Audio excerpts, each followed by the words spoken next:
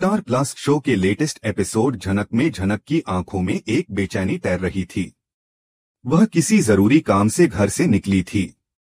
हल्की ठंडी हवा चल रही थी, सड़कें सूनी थीं और दूर कहीं कुत्तों के भौंकने की आवाज आ रही थी। चारों तरफ सन्नाटा पसरा था, पर झनक के कदमों की आवाज उस सन्नाटे को तोड़ रही थी। उसने अपनी चाल थोड़ी तेज कर ली थी, मानो किसी अनजान डर ने उसके दिल में जगह बना ली हो। कुछ देर पहले ही ऋषि ने उसे घर जाने के लिए कहा था, पर झनक ने साफ मना कर दिया था। उसने कहा था कि वह अब किसी पर बोझ नहीं बनेगी, अपनी जिंदगी के फैसले खुद लेगी। ऋषि ने बहुत समझाया था, पर झनक अपनी बात पर अड़ी रही। शायद उसे अंदाजा भी नहीं था कि कुछ ही देर में उसकी यही जिद उसकी जिंदगी पर भारी पड़ने वाली है। आसमान में बादल छाए हुए थे और सड़क के किनारे जलती पीली लाइटें बीच बीच में झिलमिल कर बुझ जाती थीं। वह बार बार पीछे मुड़कर देख रही थी। ऐसा लग रहा था जैसे कोई उसका पीछा कर रहा हो। हर कदम पर उसके दिल की धड़कनें तेज हो रही थीं। उसने खुद को शांत रखने की कोशिश की, पर डर धीरे धीरे उसके हौसलों को तोड़ रहा था। तभी उसे पीछे से कुछ पैरों की आवाज सुनाई दी।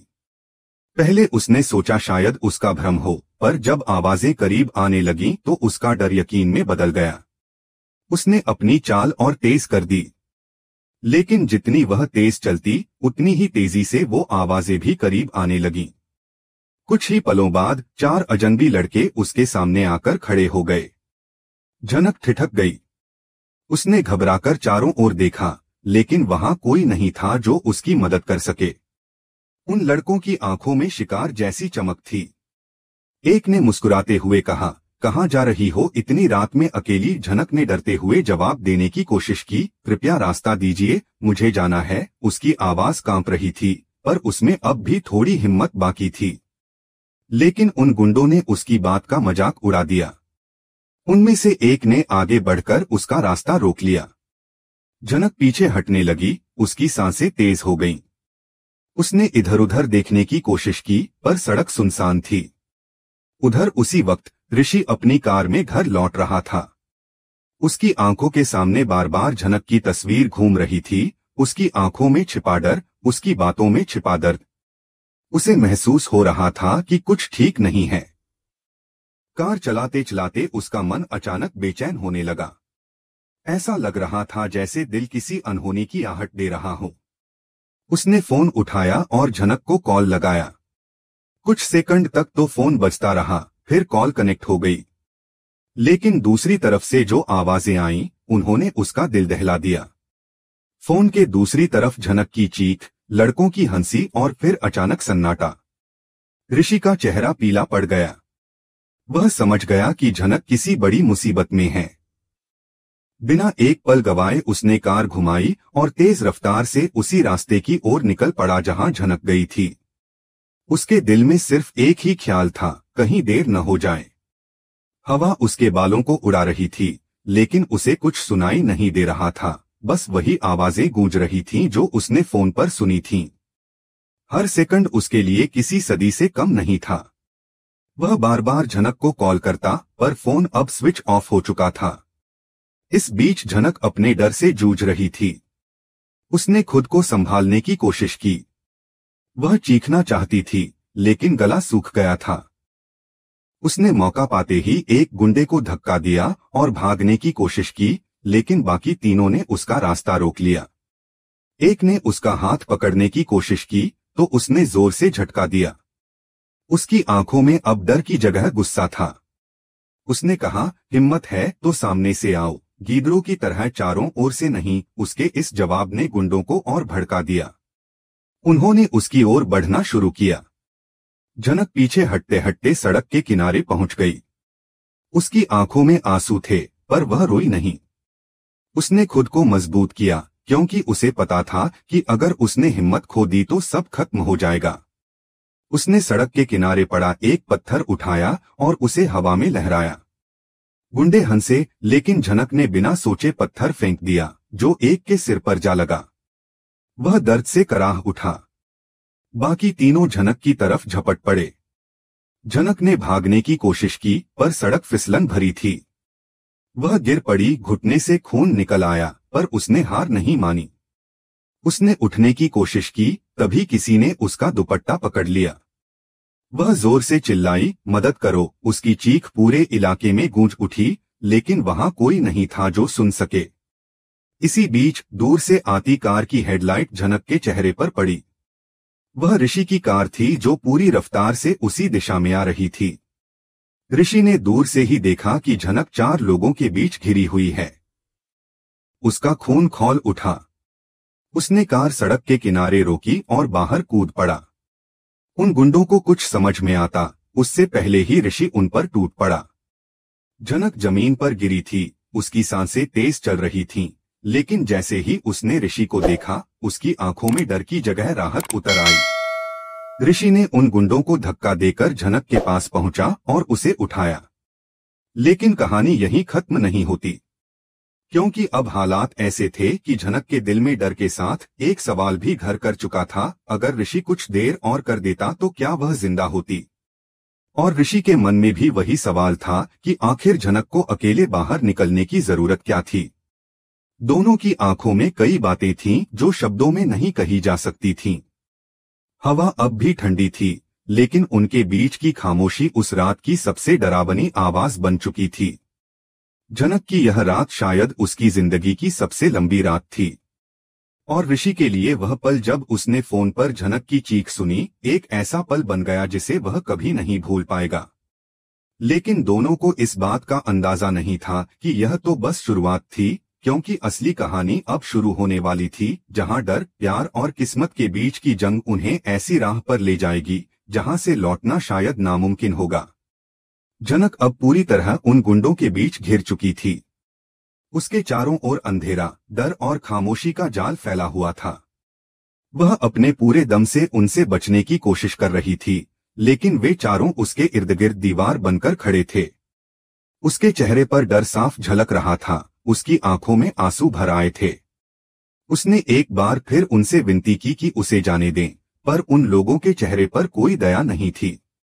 उनमें से एक ने उसकी कलाई पकड़ने की कोशिश की, तो झनक ने जोर से झटका दिया और पीछे हट गई। पर उसका यह कदम उसे और मुसीबत में डाल गया, क्योंकि बाकी तीनों ने मिलकर उसे चारों तरफ से घेर लिया। झनक के पैरों के नीचे की जमीन जैसे खिसक गई थी। उसकी सांसें रुकने लगीं, दिल की धड़कनें कानों में गूंजने लगीं। तभी अचानक दूर से कार के ब्रेक की एक तेज आवाज आई, जिसने उस सन्नाटे को तोड़ दिया। गुंडे चौंक कर पीछे मुड़े। उनकी नजर उस कार पर पड़ी जो कुछ दूरी पर रुकी थी। हेडलाइट की तेज रोशनी में एक आकृति नजर आई, वह ऋषि था। उसका चेहरा गुस्से से तमतमाया हुआ, आंखें लाल और उसकी मुट्ठियां बंधी हुई थीं। झनक को उस हालत में देखकर उसके भीतर आग भड़क उठी। वह बिना कुछ बोले तेजी से उनकी ओर बढ़ा। झनक ने उसे देखा तो उसकी आंखों में डर की जगह एक पल के लिए राहत उतर आई। उसे यकीन हो गया कि अब वह अकेली नहीं है। ऋषि ने गुंडों को चेतावनी देने की कोशिश की, उससे दूर हट जाओ, लेकिन उनमें से एक ने हंसते हुए कहा, वरना क्या कर लोगे। इतना सुनना था कि ऋषि का गुस्सा फट पड़ा। उसने बिना एक पल गवाए उस पर हमला कर दिया। एक मुक्का, फिर दूसरा, और देखते ही देखते वहां लड़ाई शुरू हो गई। झनक पीछे हटकर एक पेड़ के पास खड़ी हो गई। उसका शरीर अब भी कांप रहा था, लेकिन उसकी आंखों में एक नई उम्मीद जग चुकी थी। ऋषि चारों से अकेले भिड़ गया था। वह किसी योद्धा की तरह उन पर टूट पड़ा। एक गुंडे ने पीछे से आकर ऋषि को पकड़ने की कोशिश की, लेकिन ऋषि ने उसे भी जमीन पर पटक दिया। झनक ने देखा कि ऋषि के होंठ से खून निकल आया था, फिर भी वह रुका नहीं। हर वार के साथ उसका गुस्सा बढ़ता जा रहा था। उसकी आंखों में सिर्फ एक ही चीज थी, झनक की सुरक्षा। गुंडे अब डरने लगे थे, लेकिन उनमें से एक ने छड़ी उठाकर ऋषि पर वार किया। ऋषि उस चोट से लड़खड़ाया, पर गिरा नहीं। उसने फिर संभलकर उन्हें एक एक करके पछाड़ दिया। अंत में जब आखिरी गुंडा भागने लगा, तो ऋषि ने उसका रास्ता रोककर कहा, अगर दोबारा किसी लड़की की तरफ गलत नजर उठाई तो बुरा अंजाम होगा। वह आदमी डरकर वहां से भाग गया। लड़ाई खत्म होते ही ऋषि ने झनक की ओर देखा। झनक अब भी वहीं खड़ी थी, उसकी आंखों से आंसू बह रहे थे, होंठ कांप रहे थे। जैसे ही ऋषि उसकी तरफ बढ़ा, जनक ने बिना कुछ सोचे उसके गले लग गई। उसके आंसू ऋषि की शर्ट पर गिरने लगे। ऋषि ने धीरे से उसके सिर पर हाथ रखा और मुस्कुराते हुए कहा, जब तक मैं हूं तुम्हें कुछ नहीं होने दूंगा। उसकी आवाज में भरोसा और सुकून था। जनक को पहली बार महसूस हुआ कि कोई उसे सच्चे दिल से बचाने आया है। उस पल समय जैसे ठहर गया था। दोनों की सांसें एक लय में चल रही थीं और रात की हवा में राहत की खुशबू घुल चुकी थी। लेकिन यह सुकून ज्यादा देर तक नहीं टिक सका, क्योंकि ऋषि की चोटें गहरी थीं। उसके हाथ से खून बह रहा था और माथे पर भी चोट के निशान थे। जनक ने घबराकर कहा, तुम्हें बहुत चोट लगी है, हमें अस्पताल चलना चाहिए। ऋषि ने हंसकर कहा, कुछ नहीं हुआ, बस हल्की खरोंच है। लेकिन उसकी आंखों के नीचे दर्द साफ दिख रहा था। उसने जनक को कार तक पहुंचाया। दोनों धीरे धीरे वहां से निकल पड़े। पीछे वो सुनसान सड़क फिर से शांत हो गई थी, जैसे कुछ हुआ ही न हो। उधर घर पर अदिति बेहद परेशान थी। वह बार बार ऋषि को कॉल कर रही थी, पर फोन बार बार कट जा रहा था। हर असफल कॉल के साथ उसकी बेचैनी बढ़ती जा रही थी। उसने खुद से कहा, कहीं कुछ गलत तो नहीं हो गया। उसके चेहरे पर चिंता साफ झलक रही थी। उसने जनक के बारे में भी सोचा, लेकिन मन में कुछ ऐसा ख्याल आया जिसने उसे और बेचैन कर दिया। उसे लगा कि ऋषि शायद फिर से जनक के पीछे गया है। उसने खुद को समझाने की कोशिश की, पर दिल की बात किसी बहाने नहीं मान रही थी। वह बार बार खिड़की के पास जाकर बाहर झांकती, पर सड़क पर सन्नाटा था। उसके मन में अजीब सा डर था कि कहीं वह जो सोच रही है वही सच न हो जाए। अदिति के दिमाग में अब सवालों का तूफान चल रहा था। अगर सच में ऋषि जनक के पास गया है तो क्यों? और अगर उसे कुछ हो गया तो? ये सोचते हुए उसकी आंखों में आंसू आ गए। दूसरी तरफ ऋषि और जनक कार में बैठे थे। जनक बार बार उसकी तरफ देख रही थी, मानो उसे यकीन ही नहीं हो रहा था कि वह सही सलामत उसके सामने बैठा है। ऋषि ने उसकी नजरों को भांप लिया और कहा, अब सब ठीक है, डरने की कोई बात नहीं। जनक ने धीरे से कहा, अगर तुम नहीं आते तो? उसकी बात अधूरी रह गई। ऋषि ने मुस्कुराकर कहा, मैं हमेशा आऊंगा, जब भी तुम्हें जरूरत होगी। इन शब्दों ने जनक के दिल में एक ऐसी जगह बना दी जिसे कोई मिटा नहीं सकता था। लेकिन इस रात की सच्चाई जब सामने आएगी तो कई रिश्ते हिल जाएंगे, क्योंकि अदिति अब ऋषि से सच जानना चाहेगी। उसे यह जानने की बेचैनी होगी कि आखिर वह जनक को बचाने क्यों गया था। क्या यह सिर्फ इंसानियत थी या उसके दिल में अब भी जनक के लिए कुछ बाकी है? और जनक के लिए यह एहसान सिर्फ एक मदद नहीं, एक भावनात्मक जुड़ाव बन जाएगा।